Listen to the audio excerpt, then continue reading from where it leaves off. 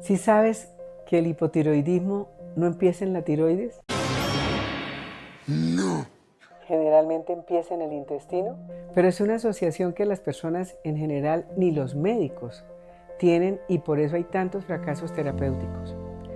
Cuando una persona llega a mi consulta, me dicen, deje el gluten, deje la leche, me estoy tomando la hormona tiroidea, pero yo me sigo sintiendo mal. Pero ese me sigo sintiendo mal tiene un aspecto que generalmente, yo digo que en un 95% de mis pacientes está mal, y es la digestión. Distensión abdominal, gases, acidez, intolerancias alimentarias, a pesar de que al quitar el gluten hay un resultado maravilloso en muchas personas con un efecto antiinflamatorio magnífico. Pero ¿qué sucede? Como decía Hipócrates, el padre de la medicina, toda enfermedad empieza por el intestino. Pero yo me iría un poquito antes, por lo que comemos. Porque todo lo que uno come pues pasa por el intestino. Pero muchas veces uno no se da cuenta que esos alimentos deliciosos están inflamando el intestino delgado.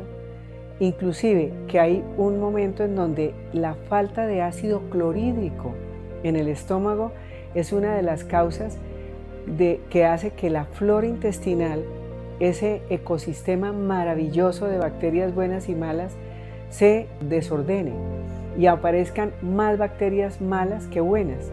Y esta microbiota es muy importante y esta condición se llama disbiosis. Y la mayoría de las personas tienen disbiosis. Hay un desequilibrio, ¿por qué?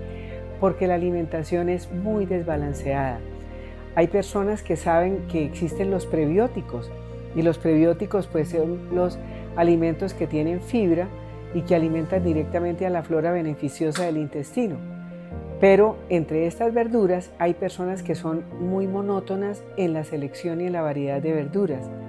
Hay personas que comen lechuga, cebolla y tomate todos los días y un poquito de aguacate, que es una grasa, pero no hay mucha variedad y resulta que la microbiota depende de las verduras y de las frutas que comamos.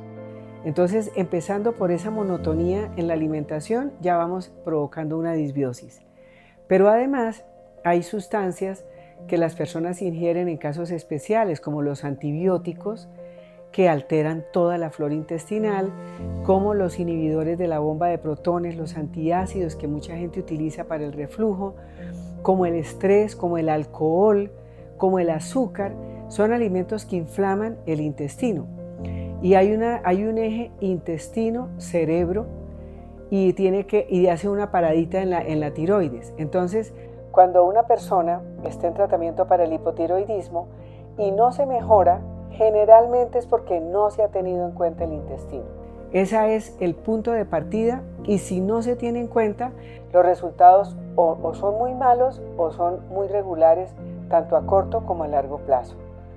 El intestino tiene que tener unas uniones estrechas en unas vellosidades que parecen deditos de la mano, las tiene que tener unidas. Pero cuando se inflama el intestino delgado, estas uniones estrechas se separan y aumentan la permeabilidad. No es que el intestino sea sellado como una manguera. El intestino es permeable, pero deja pasar lo que tiene que dejar pasar. El problema es cuando estos poritos se agrandan y pasan cosas que no tendrían por qué llegar directamente a la sangre, como alimentos mal digeridos, como toxinas, como bacterias, y ahí es en donde empieza otra condición que afecta el sistema digestivo. Son otras infecciones, como por ejemplo la candidiasis. Uno no puede pensar en abordar un hipotiroidismo sin tener en cuenta la candidiasis, sin tener en cuenta el SIBO, que es una sobrepoblación bacteriana del intestino delgado.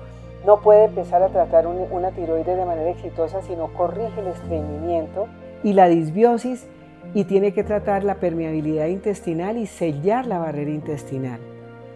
La barrera intestinal se sella con glutamina, con colágeno hidrolizado.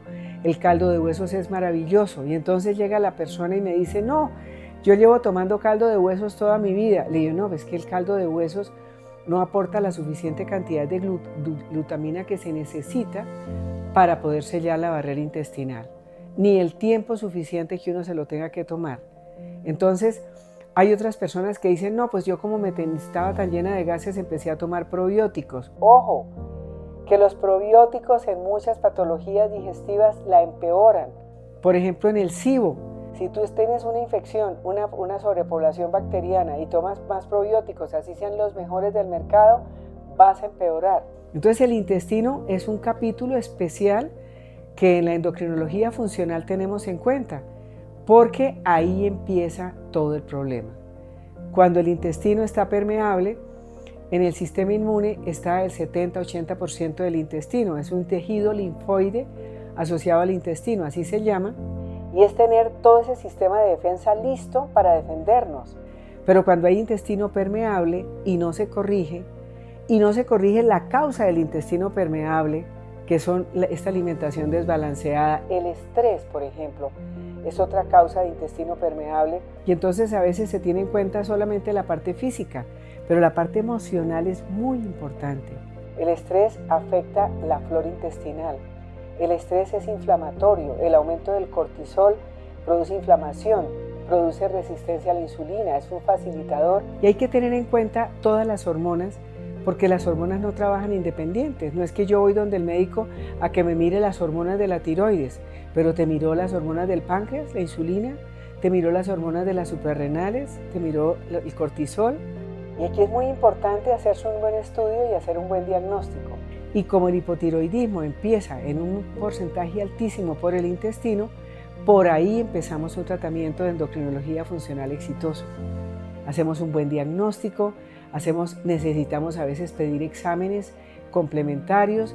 Por ejemplo, la cándida necesita una comprobación.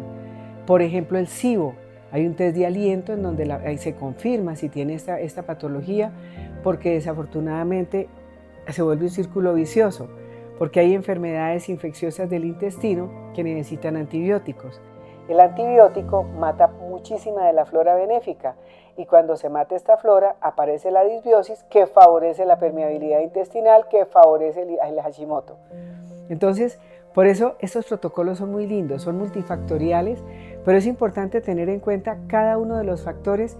Y si tu médico que te está tratando la tiroides no le ha dado la más mínima importancia a la digestión y al intestino, ese no es tu médico. Porque no vas a salir nunca de un desbalance no solamente hormonal, sino de una disfunción en donde los síntomas son absolutamente aburridores, porque no tener energía y sentirte como una viejita cuando estás joven y sentir que te cansas sin haber hecho ni la mitad de la jornada y sentir que no tienes ni apetito sexual, ni buena memoria, que no tienes buena concentración, que se te parten las uñas, que se te cae el pelo. De verdad, es una condición que afecta de una manera, pero importantísima, la calidad de vida de las personas. Pero esto se puede arreglar, pero hay que tener en la mira un enfoque funcional, un enfoque integrativo, en donde el intestino es el protagonista, diría yo, más importante para el tratamiento tanto de una enfermedad autoinmune como el Hashimoto, como el hipotiroidismo. Así que hay solución, pero hay que hacer las cosas al derecho, ir a la causa raíz y poder hacer un tratamiento completamente funcional para que logres no solamente bienestar digestivo, sino bienestar endocrino, bienestar inmunológico y bienestar en todo el sentido de la palabra, con buena energía y con todas las funciones en el rango que es lo que tú te mereces. Vivir lleno de energía, vivir con salud, vivir contento, y para eso hay solución. Pero recuerda, el intestino es el enemigo oculto de todos estos problemas.